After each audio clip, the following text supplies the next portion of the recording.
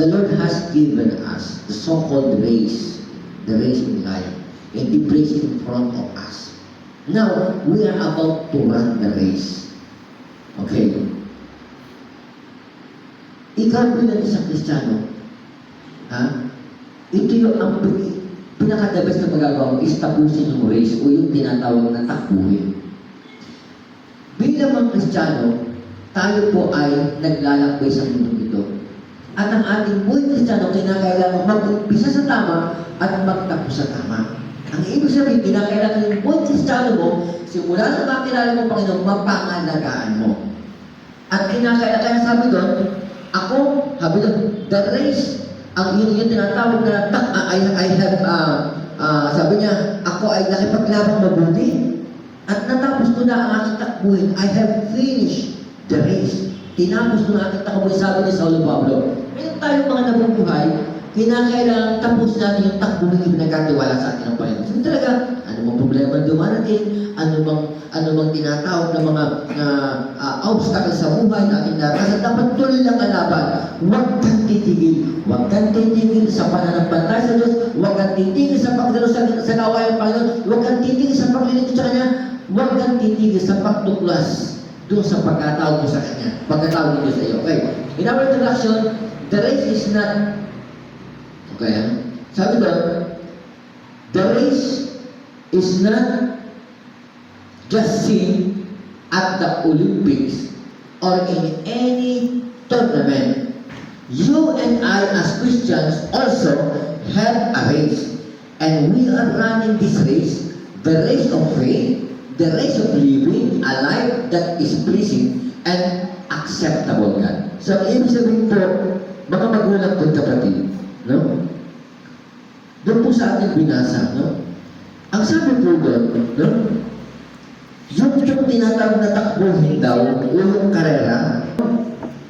Kaya ang sabi doon, you and I, as Christian, also have a race, and we are running this race. Tayo ay tumatakbo sa takbuhin ito. Gusto ko sabihin sa iyo, tayo ngayon, tumadala tayo sa gawain, nagbabasa tayo ng Bible, tayo ay nagsisigap magpakaayos para sa Panginoon, ipinagpapatuloy natin ating pananampalataya, nagpapalago tayo sa kaalaman sa salita ng Diyos, at ipinamumuhay natin ito. Ang ibig sabihin niya, tumatakbo ka na doon sa tinatawag na takbo ibinigay sa iyo ng Panginoon. Huh? The race of faith, the race of living, yung karera o takbuhin ng pananampalataya, ng pamumuhay na nakalulugod at kaya-aya sa Panginoon. Okay, next. The real success is not having a lot of material things. The real success is not having a lot of material things that you possess in life, but rather how you have finished the race that God has placed in front of you. Ang tunay sa buhay ay hindi yung bagay. Okay, you have a lot of things or material things, no? That's in life. You are iuutos ng Diyos ay natakbuhin mo. Ang ibig sabihin, ang tunay na tagumpay sa buhay, hindi yung namatay kang mayaman at may pinag-aralan. Yes! Namatay kang mayaman, may pinag-aralan ka, that's good! Hindi masama yan. Pero kahit namatay kang mataas ang pinag-aralan, marami kang mga achievements in life, marami kang possessions sa buhay, pero at the end of the time, you will surely go to hell. Napakalaking pagsisi. Kung namatay kang simple lang ang buhay mo, pero nagawa mo ang pinapagawa ng Diyos, masasabi mo, Lord, I have finished the race. I did it all. Nagawa ko lahat. Kaya, ang topic ng ating, yan ang ibinigay ng Diyos sa atin ngayon, na topic ng ating gawain, na sinasabi doon, run the race victoriously until you reach the finish line. Pwede magkaroon natin, Panginoon. So, the success of tagumpay, the real success is not having a lot of material things that you possess in life, but rather how you have finished the race that God has placed in front of you. Pero paano mo matatapos ang race kung ngayon pa lang titigil ka? Tandaan mo, kahit doon sa tunay na Olympic, sa Olympic o doon sa competition, sa tunay na pagtakbo, sa literal, sa physical aspect, napakaraming hadlang. Unang-unang hadlang niyan, siyempre, yung tinatawag na kahinaan mo. O yung tinatawag na, siyempre, pag napagod ka, kinakailangan meron kang lakas. Maraming hadlang sa tinatawag na pagtakbo mo. Yung mga kasama mo sa competition, haharangan ka. Tapos sila manalo. Maraming obstacles, maraming mga tinatawag na hindrances, no? Pero, hindi ang pinag-uusapan doon sa tinatawag ng competition o doon sa running the race, sa pagdating sa spiritual aspect ay yung kung sinong panalo at kung sinong matatalo mo. Ang pinag-uusapan niya, kailangan ipagpatuloy mo hanggang sa matapos mo ang takbuhin. At kapag natapos mo yan, huwag mo nang isipin kung sinong natalo mo. Ang natalo mo ay si Satanas. At siguradong panalo ka na. At ang sabi dito, God's genuine servant ran victoriously upon the race given by God. Ang tunay palang Kristiyano o lingkod ng Diyos ay tumatakbong matagumpay doon sa tinatawag na karera o takbuhin iniligay sa kanyang harapan ng Panginoon. Ano mang buhay, ang meron ka ngayon, yan ay isang takbuhin. Consider yan ay isang takbuhin na kinakailangan mo tapusin o kinakailangan mong gawin ng may katapatan hanggang sa pagdating ng Panginoon. Nung ikay maging Kristiyano, ilinagay sa iyo ng Panginoon yung tinatawag na paglilingkod. At yung paglilingkod yan, habang kinumalag mo, naunawaan mo. At naunawaan mo na tinawag ka pala ng Panginoon. At naunawaan mo na kinakailangan pala gawin mo, pinapagawasin ng Panginoon. Yun ang tinatawag na race na dapat mong takbuhin hanggang sa pagdating ng Panginoon. Hindi titigil ka. Okay? A genuine God's servant is a Christian with a pure heart. Yan yung mga tunay na manakbo. Ngayon, sabi dito, how to run victoriously in the race given by God until you reach the finish line. Paano mo katatakbo? Paano katatakbo ng may katagumpay o matagumpay doon sa takbuhin na ibinigay ng Diyos hanggang sa finish line? Paano? Kasi nga, as I said a while ago, there are so many hindrances or obstacles in front of you. When you run the race, I assure you that when you run the race, doon sa Epicatoral said parang, I assure you, the devil will try to hinder you. The devil will try to stop your running. This is the race. Now, how to run victoriously? Paano ka magiging matagumpay sa pagtakbo mo doon sa tinatawag na karera na ibigay sa kampanya sa iyong buhay? Ang sabi doon, don't be tied down. Number one, don't be tied down and imprisoned by the things that hinder you from running towards the finish line of the race that God has given you. Huwag mo daw hayaang magkapos ka at maging bilagbo ka ng mga bagay na humahadlang sa iyo mula sa iyong pagtakbo patungo doon sa tinatawag na hangganan o sa tinatawag na linya ng pagkatapos, no? Ng tinatawag na karara na ibinigay sa iyo ng Panginoon. Huwag mong hayaan na ikaw ay hadlangan ng mga tinatawag na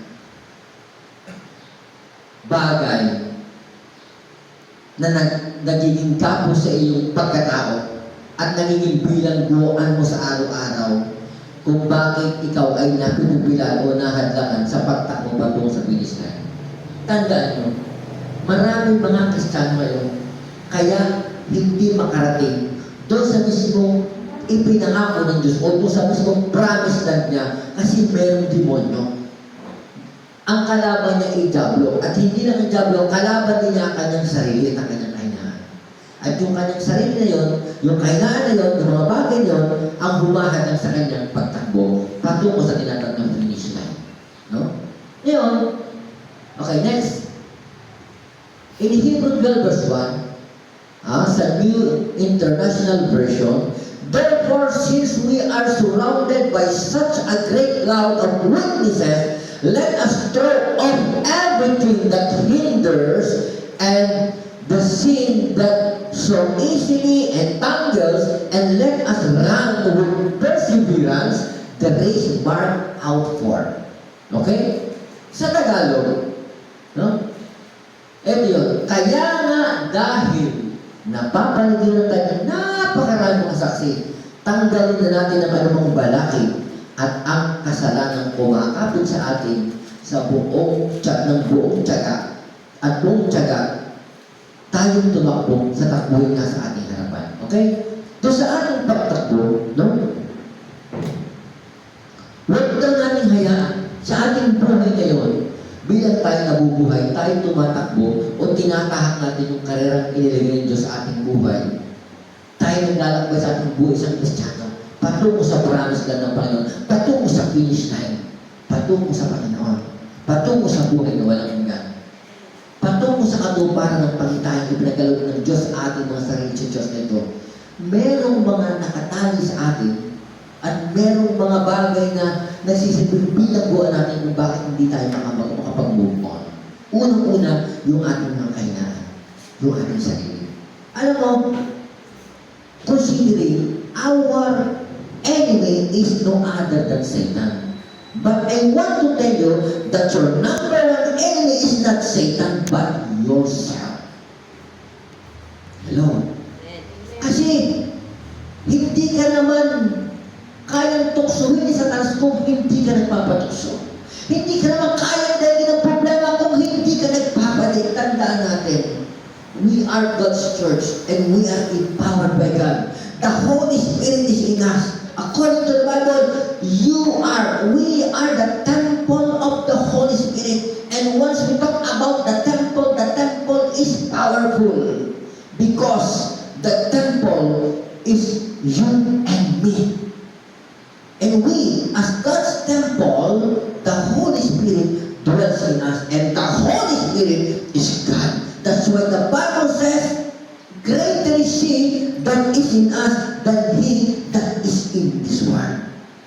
The one who is powerful than he that is in this world is no other than the Holy Spirit who dwells in us. And the Holy Spirit is God. That's why ikaw bilang templo, you are powerful. That's why you may conquer or you can defeat Satan, even your own self or your own sinful nature. You may overcome any weaknesses you have in life because God's Spirit is in you. Jesus Christ crucified, He was crucified on the cross. He died on the cross. But after 3 days, He rose from the dead. And if you crucify yourself with Christ, I assure you, binuhay ka din ng Diyos sa panibagong buhay na matagumpay. Pwede mo palakpakan natin ang Panginoon. Kaya, mga dahil ito, napapaligiran daw tayo sa ating buhay. Bilang isang Kristiyano, maraming tao nakapaligid sa ito. Kaya nga lang nasabi sa inyo, simula na mag-Kristiyano ka, maraming mata ang nakatingin sa iyo. Una, mata ng Diyos, siyempre. Tinitingnan ang tapat sa Kanya. Pangalawa, mata ni Satanas. Iliintay niyang magkaroon siya ng pagkakataong makipaglaro ka sa tukso o magkaroon ng puto sa iyo para pasukin ang buhay mo. At wasakin ka. Diyan, na parito siya para bumatay, magnakaw at magwasak sa buhay mo. Pero ang Diyos ay naparito para bigyan ka ng ganap na buhay at kasisiya. At ang pangatlong mata ng Paris na nakatingin sa iyo ay mata ng sanglibutan ito. Yun ang tinutukoy na makapal na ulap o yung makapal na witness na habang tumatakbo ka sa iyong race, sa iyong buwan Kristiyano, the people around you, yung mga taong nakapaligid sa iyo, pinapanood ka nila. Kaya kapag yung pagkakamali mo sabihin nila, yung ba yung born again? Yan ba yung tinatawag na tinubos ng dugo ni Kristo? Hindi naman nababago. Tamad, tanghali na, tulog pa. Ang kinainan, hindi pa naiimis. Nagsisinungaling sa magulang. Tamad mag-aaral. Ang sisisihin ng kanyang professor. Sasabihin niya, kuripot magmarka. Alam mo isang tao, bababa doon ng marka. Sinisisi yung professor, sabi ng tatay niya, hindi na ang bababa, kabot lang nag-aaral. Isa sa ating nambarong kalaban, aside from Satan, is ourselves. Ito yung pinakamatindi. Kasi ito yung pinakapasawa niya. At tuwang-tuwa sa iyo si Satanas. Hello? Kaya nga dahil sa napapaligiran tayo ng maraming saksi, ingatan natin ang anumang balakid o tanggalin natin ang anumang balakid at ang kasalanan kumakapit sa atin, buong tsaga tayong tumakbo sa takbuhin na sa ating harapan. Lahat ng ating kailangan, it's about time for us na ito'y ating mapagtagumpayan. Kaya nga sabi ng katang Roma, magbago na kayo sa pamagitan ng pagkabalik nyo ng bagong isipan. Isa talaga renewal ng ating mind, ng ating isipan. Talunin na natin at iwanan natin ang dati nating pagkatao. At buong tsaga tayong tumakbo. Magtsaga ka. Huwag ka wala ng pag-asa. No? Kahit kung sa puso mo, ilantay ka na. Kung yan nilagay nyo sa puso mo, huwag mo pagdalay mong tao. Kaya mo yan.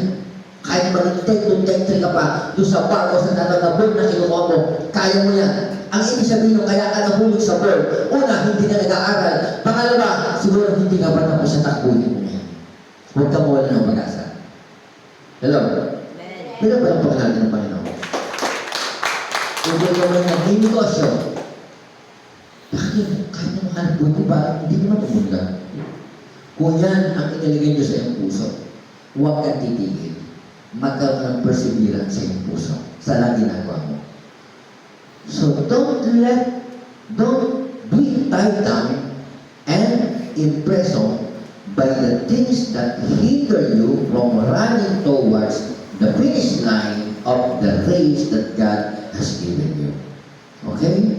Doon sa tinatawag na Tagalog, number 2, sabi ito, for a runner to successfully reach the finish line, he requires a coach for self-discipline.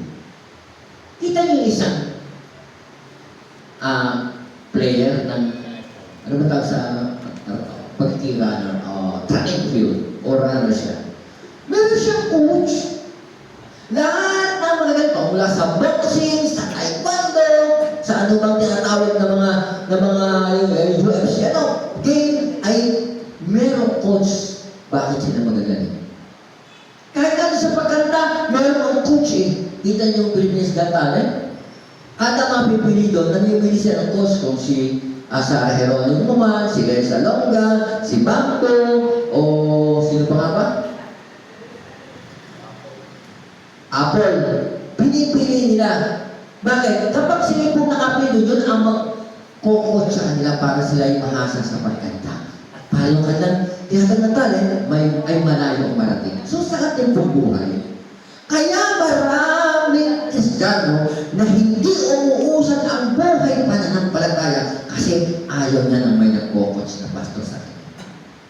Ayaw niya na mayroong leader na nakikalaman ng buhay. Tandaan niyo, pag sinabing discipleship, ang unang nagtatanda na ang Panginoon, gumawa niya. Kaya pag sinabing discipleship, ito yung legacy natin sa Panginoon. At nung siya tatawag na Matthew 28, bago siya umalis, inihabil niya sa kanyang mga alagad at sa mga dating Panginoon na kinakalang ipagpatuloy ang discipleship. Kaya ang discipleship, yaan o yung coaching na tinatawag ay galing sa Panginoon niya. Legacy natin yan. At ngayon, pag sinabing discipleship o coaching, pakialaman niya ng buhay. Huwag kang magkakapumisan. Pag may mali ka, pinapakalaman ka ng leader ng pastor mo, hindi sa kanila na hindi para ikaw ay i-pull down, kundi para ikaw ay turuan maging maayos dahil ikaw hindi makikinabang ng pagdating ng araw.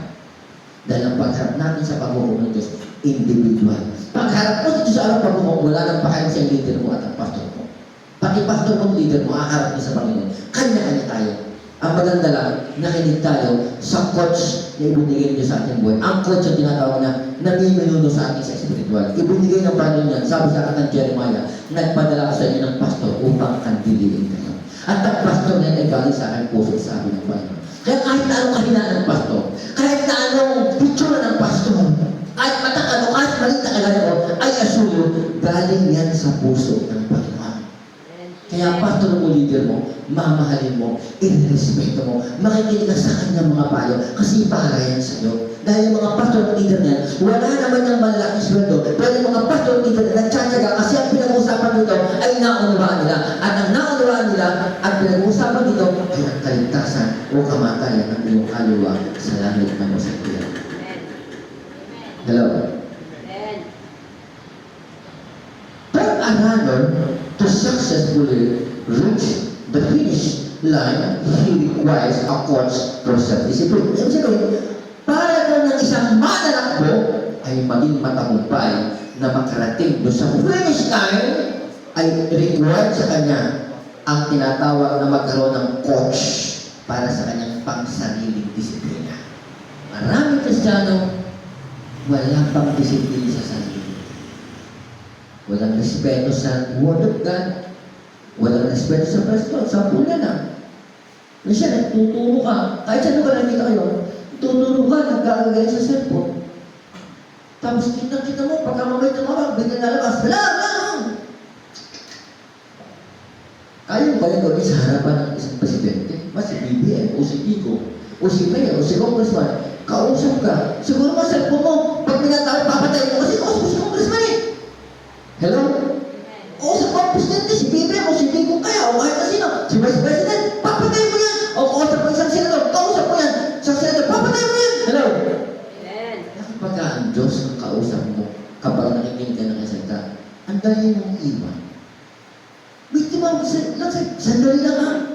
Kaya pagbalik mo, naiwan ka na sa kapayagang ipinabahay mo, hindi mo na naiintindihan ang itinuturo sa iyo. Iyan ang dahilan kung bakit ikaw lumalago, hindi mo ginagalang ang coach na ibinigay sa iyong Panginoon. You respect the Word of God. Then you respect your leader, your pastor. Respect the one who speaks behind the pulpit. Because when you disrespect them, you disrespect the very presence of God. Pwede mo palakpakan natin ang Panginoon.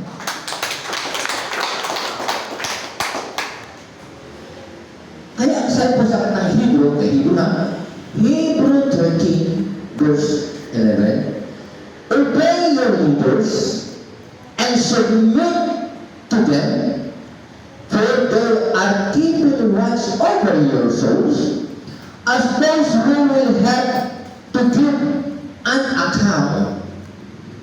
Okay? Let them do this with joy and not with groaning, for the word be of no advantage. Okay?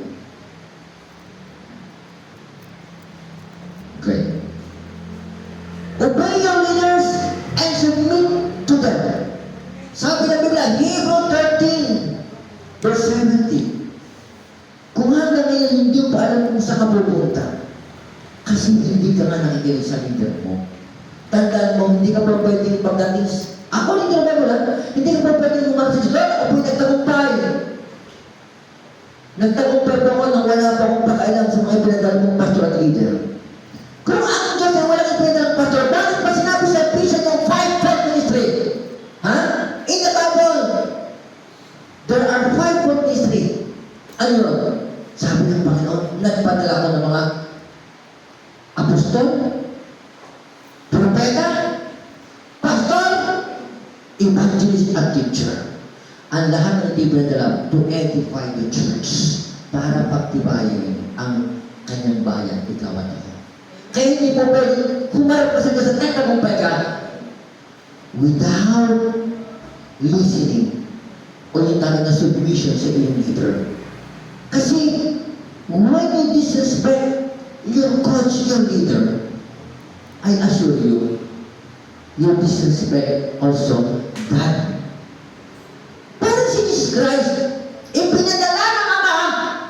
pinatay ng tao, itinakbo ng tao, kaya sabi ni Jesus, ang itinakbo nyo, hindi lamang ako, kundi ang Ama. May kumapalpakan natin si Jesus.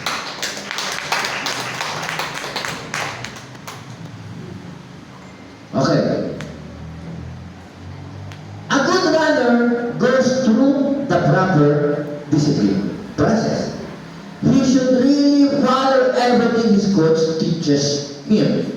Ang mabuting mananakbo daw ay sumasailalim at nagpapasa sa tamang proseso ng pagdidisiplina. That's why meron tayong life class. Una, yung talaga na meron tayong tinatawag na Samil. Yung starting up new life in Christ. Solid. Na ibinibigay sa inyo yung mga leader.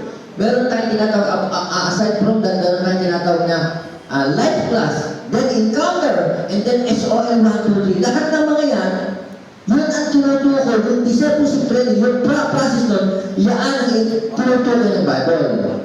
A good runner goes through the process discipline or through the proper discipline process. He should really follow everything his coach teaches him. Dapat talagang siya sumunod sa anong bagay na tinuturo sa kanya ng kanyang coach. Paano kayo tinuturo pang babae o pang lalaki? Huwag mong gagawin yun.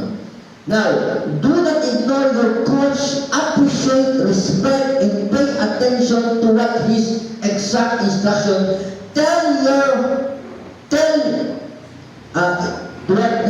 To what his instruction tell you during the competition. Huwag mo daw baliwalain ang iyong coach.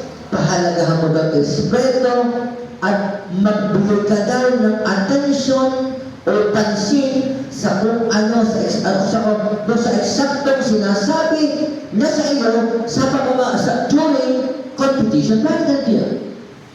Kita mo yung magbabasketball? Pagka nagkakamol, yung coach mo siya, ipasa mo! Doon ka sa lalim! Pag may doon tatalaga doon sa loob, labas na natin na sa isa, sigaw yung coach! At kapag yung player hindi nakikinig, malamang sa lamang talo. Kasi alam mo yung coach, at doon sa may kaiba-iba yung basketball. Ang coach nasa labas ng court. Ang simple, naglalaro, nasa loob ng court yan. Doon sa loob ng court, kikita sila, nakita nila mga mukha ng kanilang kasama, ng kanilang kalaban. Pero yung coach, dito sa labas, kita niya ang lahat ng error. Kaya yung coach, nakikialam. Kaya mo may ka dyan. Doon sa iyong leader, sa iyong pastor, the mere fact ay pinagkaniwala ka sa kanya ng Panginoon at binigay ng karunong ng Diyos kasi tinawag nga niya para manguna sa bagay sa like Moses, kita niya ang mga bagay na nakakapit sa iyo. Kita niya at alam niya kung paano ka inaatake ng demonyo at ng sarili mong kailangan. Kaya yung pastor mo, yung leader mo, kinakausap ko sa ikinukorek ka. Kaya makinig ka. Kaya ito mga pastor, pag napansin, aba, yung sa kapatid, matagal hindi nakakaatan. Puro na lang ang barkada. Puro na lang ang labas kung saan. Paano kung hindi biglang mapahama? Kasi sabi ng Bible, ang diablo ay parang liyong umaatungal, paikot-ikot, nag-aantay ng pagkakataon para sinakita. Kaya marami akong alam, yung isang tao ayaw makinig. Lagi na lang, palbasa niya sa abog ng asawa, lagi na babae. Yung asawa pa niya tawag sa akin. Pinasabi ko, ayaw pa rin, bakit ikaw pa pinasama? Pagtaas ng kamay, Lord, ikaw po magturo sa kanya. Pagkasabi ko nung may nakita ko siya, kita ko siya gulong, nakamoto, nabangga, tapos kita ko siya muli, sa aking pakitayan, ganyan, nadurog yung paa. Alam mo yun yung nangyari. After several days, pinatawag ako, dinalaw ko, nakaratay, bugbog, at taong bukol, bakas sa mukha. Mukha'y parang ng hirap sa mukha ng unggoy o ng aso. Tapos yung paa niya hanggang ngayon, yung magaling niya, ganyan, laging sabi sa akin, ayun, sakit pa. Simula nang nangyari. Hindi ka kasi nakikinig. Kasi kita ng coach ang nangyayari sa inyo, kita ng leader mo. Kasi ano mo, yung leader mo, kaya sabi sa akin binasa, magpasaw kayo makinig sa inyong mga namiminuno sa espiritual kasi sila ang ang lumuluhod araw-gabi sa Diyos para sa inyong kaluluwa. Hello, palakpakan natin ang Panginoon. Okay, next. Number 3, do not ever stop running the race. Keep focusing on how you reach the finish line. Kinakailangan daw, huwag ka daw titigil sa pagtakbo, sa takbo yung ibinigay sa iyo. Manatili kang nakafocus o nakatuon sa kung papaano mo mararating ang finish line. Parang ganito yan. Kita mo yung nakakita ko na sa tumatakbo. Finish line. Malulungan yung mga tao. Sinasabihan, uwas! Wala ka! Di ka mananalo! Pinagtag ka naman! Kasi pag binabato pa na, nakita ko sa gano'n, hindi niya pinasitaktak. Kasi ang focus mo, wala akong pakalang sa inyo. Basta kailangan marating ko yung finish line. Talo man ako, pero hindi ako kailangan maging putot o maging uli. Kaya kailangan makasama ko sa mga makakarating doon. Hindi niya pinasin. Ganun tayo. Sa ating race in life, sa ating mga takbo sa buhay, bilang isang Kristiyano, ano man ang naririnig mo sa kaliwa at sa kanan, ano mang discouragement, pagsubok o problema, ang kumubabang sa iyo, dumating sa iyong buhay, huwag kang panghinaan, huwag mong pansinin. Kasi I assure you, pag pinasin mo yung mga negative na bagay, hindi ka makakarating doon sa finish line. Hindi mo mararating yung promise land. Hindi mo mararating, hindi ka makakarating sa aming paghukom doon mismo sa hukuman ng Diyos. Dahil baka ngayon pala, pag kinuha ka ni Lord, ay doon ka itapon sa impyerno. Huwag mong pansinin. Meron isang tao, na tuwa ng harbon, leader na, pag nagkaroon ng problema, biglang nawawala. Biglang malulungkot, tapos biglang mag-iiba, parang nagwawala. Sabi ko, ba't ka ganyan? Leader na. Minsan kami nasa basketball sa liga. Siyempre, hindi naman natin pinapapasok. Hindi agad pinapasok. Galit na galit. At siya din pinaya sa kanyang mga kasama. Nagwawala doon, buti hindi natin yung Dinausap ko. Sabi ko, ba't ka nagkakaganyan? Kasi ako parang na-embarrass ko. Hindi na-embarrass. Sabi ko, ikaw ay leader, magpaka-leader ka, kahit hindi ka papasok dito, dapat panghawakan nung ikaw ay Kristiyano. Ang isang Kristiyano, hindi mo bibigay sa anong bagay na dumating sa iyong buhay na mabigat. Alam mo, yung tao na hindi magbago, tuloy na lang sa iyo. Pagkasi walang problema, ayan, talagang nag-iirigid sa Lord, pinapakita. Pero every time na may problema siya, dinidisrespect niya yung pagkatawag niya. Alam niyo ngayon, nakita ko siya sa paokok na. Hindi siya nakinig kasi. Bakit? Hindi niya naisip na kung biglang dumating ang Panginoon, saan siya pupunta. Maraming mga tao kung bakit hindi naisip, yung biglang pagdating ng Panginoon, hindi niya alam siya pupunta, pag hindi sila handa, kasi kaya hindi naisip, sila ay binulag na ng tuluyan ng kaaway.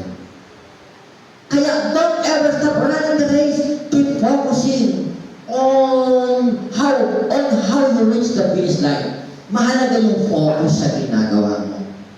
Mahalaga na nakafocus ka sa iyong buhay Kristiyano. Binabantayan mo ang iyong sarili. Ang lifestyle mo, Lord, ako ba'y nakalulugod pa sa iyo? Lord, ako ba'y hindi mo lang natatapakan na tao? Kaya nga, the Bible says, examine yourself every day. Pwede pa ito natin ang Panginoon. Doon sa tinatawag na Philippians 3:14. Sabi dito, I press on the water goal to win the prize for the which God has called me heavenward in Christ Jesus. Sa Tagalog, yan. May Tagalog ba tayo? Wala.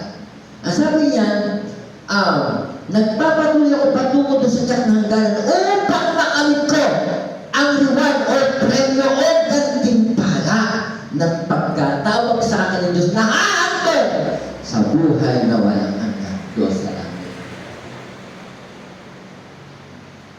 Yung pagpapatuloy mo, yung iyong takbuhin, kapag nag-focus ka sa takbuhin ibinigay sa ng Panginoon, I assure you, gusto ko sabihin siya, meron ng reward.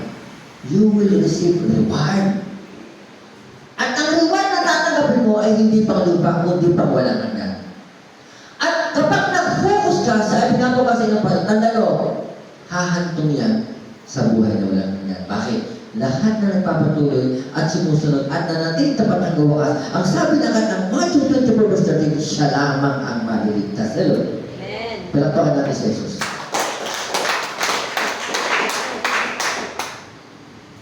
Okay. Number 4, remain excited as you run the race. Excited po ba tayo sa ating mga Kristiyano? Kapag ang isang tao hindi na excited sa ating mga Kristiyano, sabihin niya, yung takbo natin mabisgana ito ng talaga. No? Pero dati, brace. Pero, nada.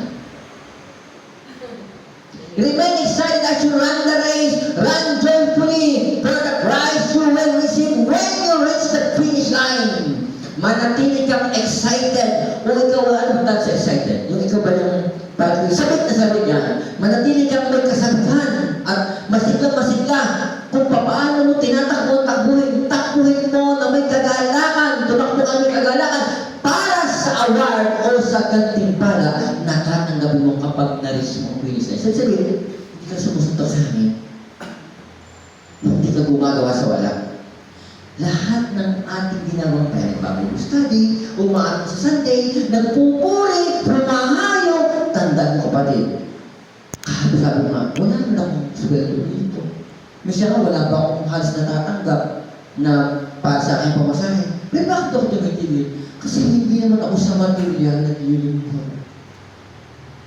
Ang maraming mga pastors, ang daming mga mayayaman na dumadalo. Ang gagaling mag-tiles, ang yayaman nila. Lumang kotse sila. Pero hindi ako naiingit sa kanila. Kasi kaya ako naglilingkod, hindi para pagkatulong nilang mayaman.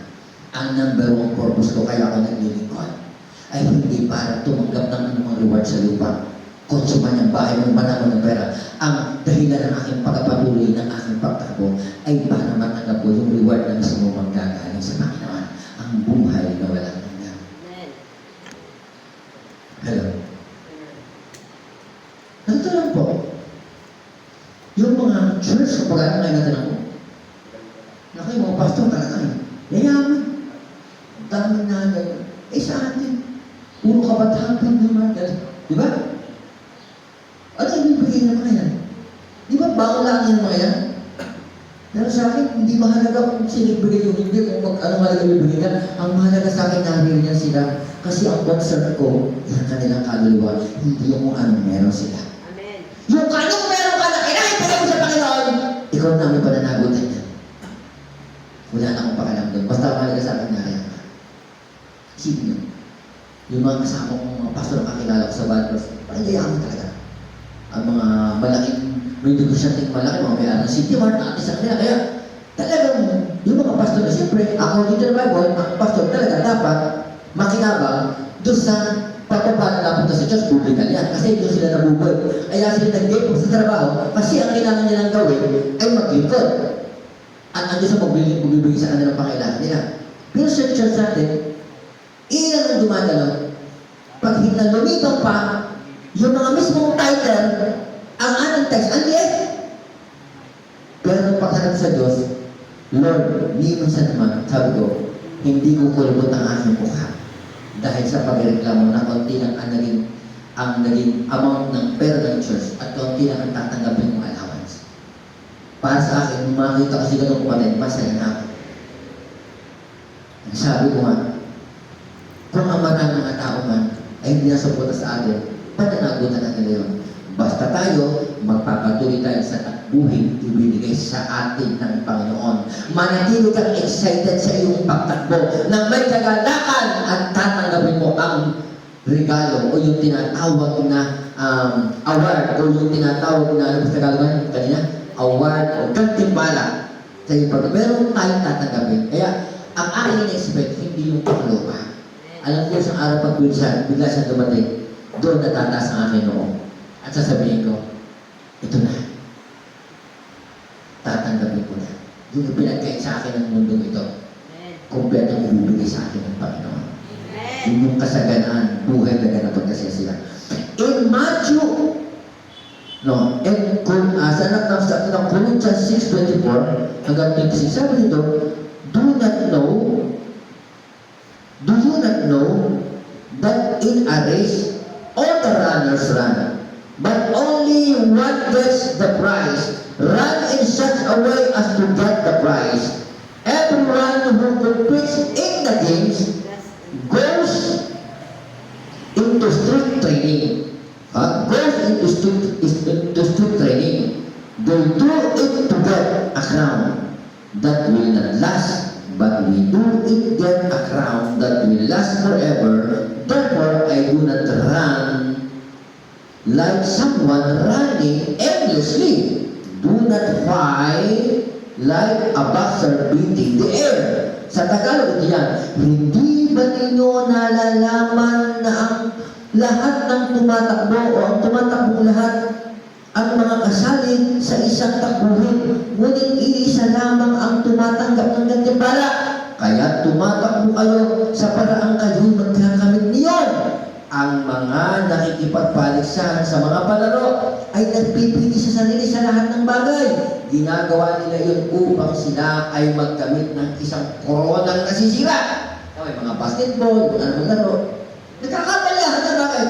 Alam niya sa championship, gusto nila silang makuha ng trophy, medalya, at mga bagay. Temporal things. Temporary na. Pero sabi dito, ngunit tayo, ikaw, Kristiyano, bilang ikaw ay manlalaro o manlalanggo ng Diyos. Ngunit tayo para sa hindi nasisira. Kaya ako'y tumatakbo, hindi gaya ng walang pagtutulungan. Hindi ako sumusuntok na parang sumusuntok sa akin. Kung ang manlalaro, nagkakabalyaan, minsan inaatake po sa puso. Alam mo, isang araw, isang linggo, meron ako sa kakilala, natin mahusay mag-alala sa interprobesa, na lalaki ng kanya. Sinubukan niya maglaro ulit. Natake sa puso pa na. Ito, ang mga taka ko, pag nasa laruan, muna iniisip, kung mga palagi naman nalusugan, laro kay laro. Kasi nga, pag sila nanalo, tatanggap sila ng tinatawag na reward na panlupa. Medalya, trophy, something like that. Pero ikaw bilang sa Kristiyano, bilang manalang mo, alam mo ba na ang tatanggap mo hindi yung corona at hindi yung trophy na kinakalawang? Ang tatanggapin mo ay yung prize na pang walang hanggan. Una, buhay na walang hanggan. At pag naroon sa buhay na walang hanggan, doon mo makita ang sinabi ng Bible na ang lalakaran mo ay ginto. Lantay na ginto, brilyante, diamante, doon ka sa langit, lahat ng kayamanan ay naroon. At lahat ng tinatawag ng pagkapalan ay naroon. Hello? Yun ang ating dahilan kung bakit tayo hindi tumitigil at kung bakit hindi tayo kinakailangan tumigil sa ating pagtakbo. Yung mga bagay niya. Okay? Ayan, nasabi dito, remain excited as you run the race. Okay? Kaya ang sabi dito sa number 5, no? Dito ang tatapos. Ito matindi. Make Jesus the center of your personal goal for running the race each day. So, ito ang gawin mong sentro ng iyong personal na layunin para sa iyong pagtakbo sa tinatawag na karera araw-araw. Araw-araw tumatakbo ka sa karera. Let's say ganito. Araw-araw nag-uumpisa ang buhay mo pagkagising sa umaga.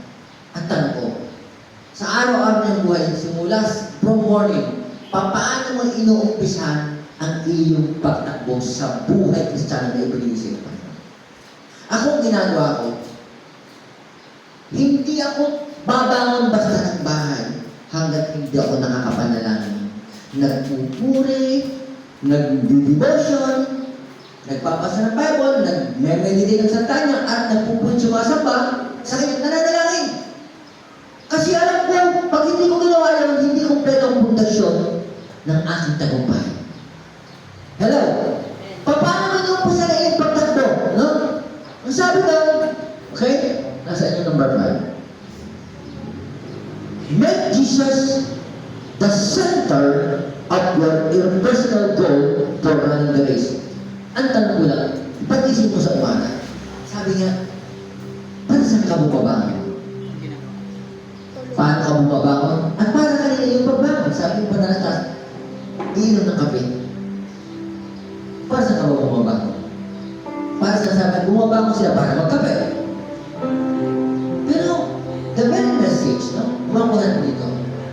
Sa spiritual, natin pa ako kumain. Pag-isip mo sa umaga, para kayo ka bumaba? Maraming Kristiyano ngayon, yes. Marami tayong mga pangarap sa buhay, marami tayong business in life, meron natin yung negosyo, trabaho, pag-aaral. All of these are good. Pero gusto ko sabihin sa inyo, ang mga bagay na ito ay yung tinatawag na bonus lamang ng ating buhay kasama. Ito yung additional blessing lamang. Ang tunay na blessing ay yung pinangako ng Panginoon. Kaya dapat, yung pagbangon mo sa umaga, hindi ang unang-una, kung ikaw may bumabangon pa sa iyong mga responsibilidad, doon sa mga privilege na kailangan mong gawin o tanggapin, dapat, bago mo maisip yun, ang unang isip muna, bumabangon ka unang-una para sa Diyos na nagbibigay sa iyo ng mga privileges in life, ng mga pagpapala. Dapat si Jesus Christ ang sentro ng pagbangon mo. Dapat si Jesus Christ ang sentro ng layunin ng iyong pagtakbo doon sa karera. Patungo mo sa tiyak ng ganon. Pero kung ang sentro ng pagtakbo sa iyo ay hindi ang Panginoon, hindi ang pangarap mo lang, na kapag hindi ang naman ang pangarap mo, galit ka na sa Panginoon, galit ka na sa Diyos, hindi ka magtatagumpay. Ikaw na pinakawawang tao. Paano ko sinasabi lagi? Ang tunay na pagdali ng success in life is not having a lot of material things that you possess in life, but to finish the race. You have received from that. Ang tunay na tagumpay pagharap sa Diyos ay hindi yung pagharap sa Diyos. Lord, ako yumaman.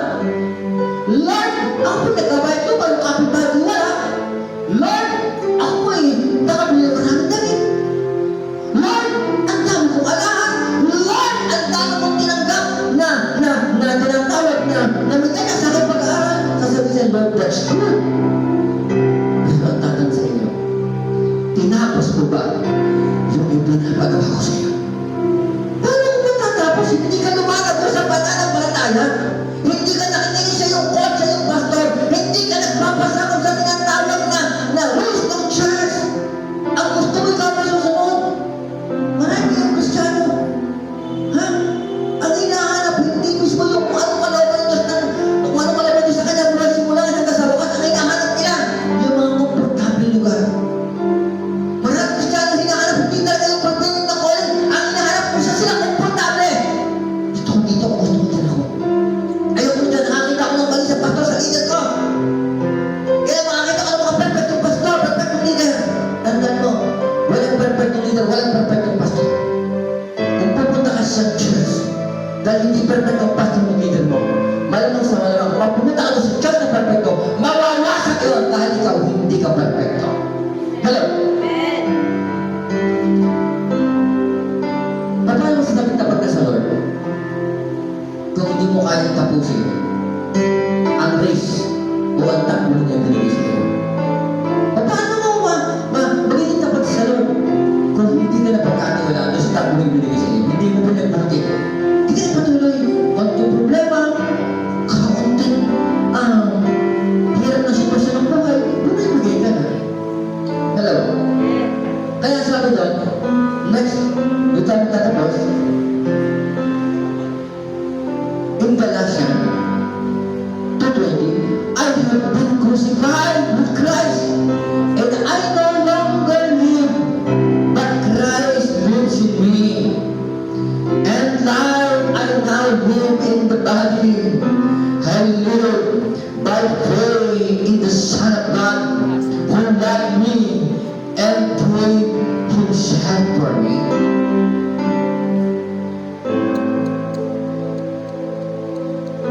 Hello?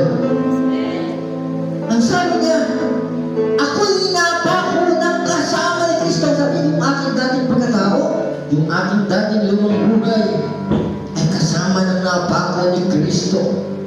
At hindi na ako nabubuhay ngayon sa aking sarili ko kung may nabubuhay, kundi si Jesus Kristo na ang nabubuhay sa akin. At ang buhay na aking nabubuhay sa katawang ito ay nabubuhay na sa pananampalataya sa anak ng Diyos na nagmahal sa akin at nagbigay ng kanyang sarili. You are called a Christian because Jesus is not just involved in your life. He Himself is the center of your life. Ang ibig sabihin, ikaw ay tinawag na Kristiyano. Kristiyano ka. At kung tinawag ng Kristiyano, galing dyan. Ang ibig sabihin, si Jesus ay hindi lamang kasangkot o kasali sa iyong buhay, kundi siya mismo ang sentro ng iyong buhay. Ano ang kalagayan dito sa ating buhay? Yes, si Jesus ay part ng aking buhay. Ako'y nalulungkot. When somebody says, Christ or Jesus is also part of my life. He's part of my life. Kakalungkot. Si Kristo, dapat wag muna siyang gawing bahagi ng buhay. Dahil kung ginawa mo na siyang bahagi ng iyong buhay, sabi yung kalahati ng buhay mo, ay ganda, at yung kalahati ng ganda, sino may-ari mo? Hello? Dalawa lang ang Diyos meron sa libutan. Si Satanas at saka si Satanas ang Diyos sa libutan na nagpapanggap na Diyos. Pero ang tunay Diyos kay Jesus. Kapag ang iyong buhay, kapag si Jesus ay naging bahagi ng iyong buhay at iyong katawan, at ang bahagi kabilay wala, ay naturalmente, ang Diyos na si Satanas. Kaya never say that Jesus is not, never say that Jesus is part of your life. It's just a part of your life. No? You are called a Christian because Jesus is not just involved in your life. He Himself is the center of your life. Kaya ka pala tinawag na Kristiyano kasi Christ, Christian, talking about Christ means Christ followers, Christ believers, or Christ means temple.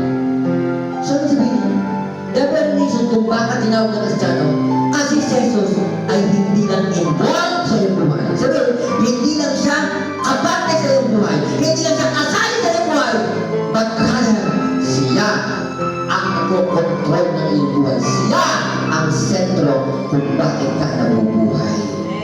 Siya ang sentro ng iyong buhay. Palapakan natin si Jesus. In our vision, as you run the race, you have, just fix your eyes on Him, who is standing and waiting for you there at the finish line, where He holds in His hands the crown of life that you will receive when you get there.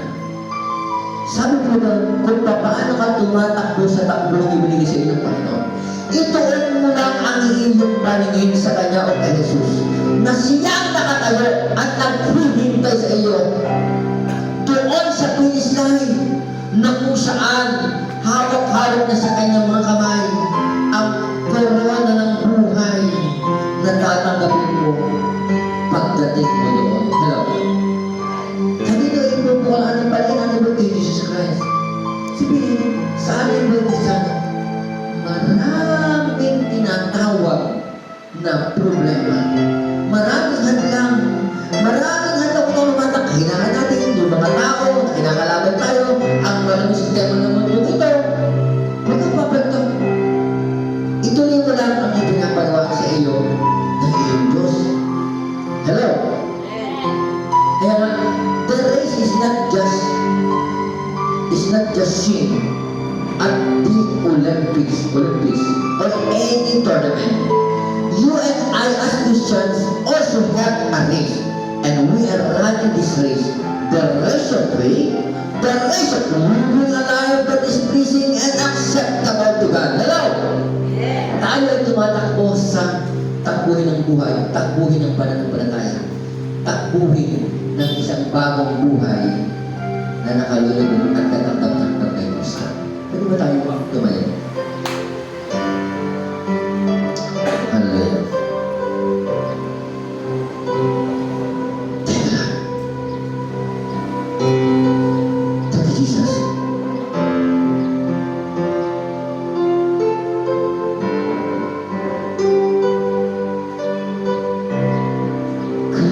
in me a clean heart, oh God.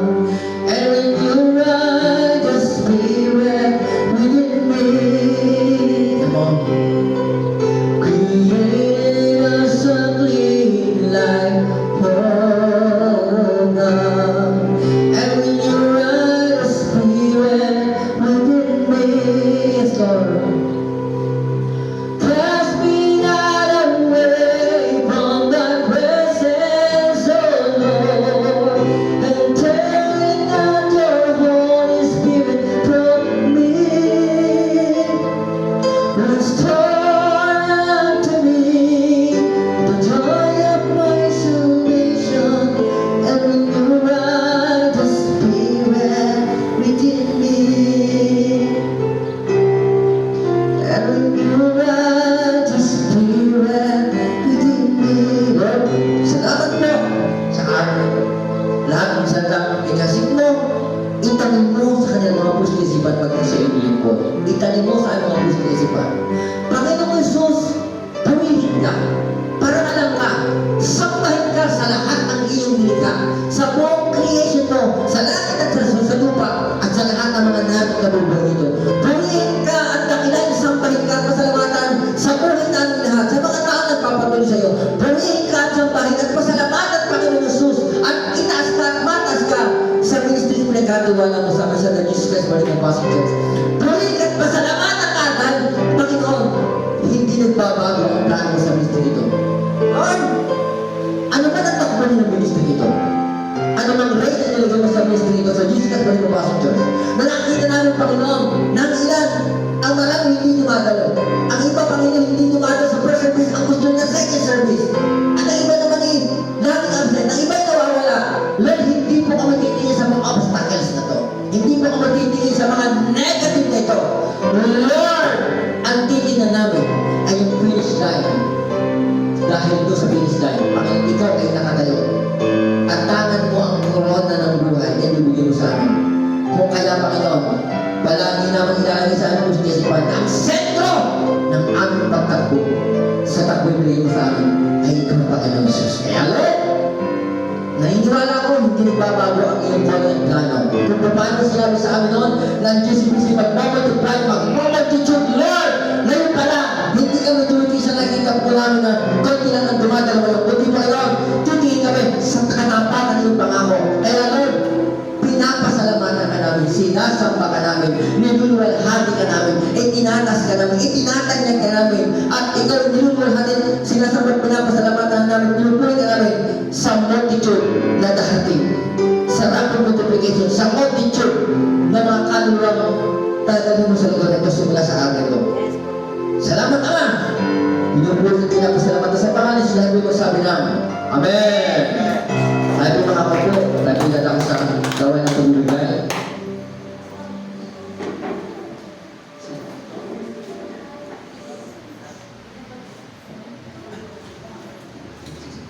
Okay. Dala po kayo, may papanood ko sa inyo. Madali lang ito. Ito po'y patungkol sa ating pinag-aralan. Okay, panoodin po natin. Ito po yung isang basa. Hindi niya po siya. Look at him.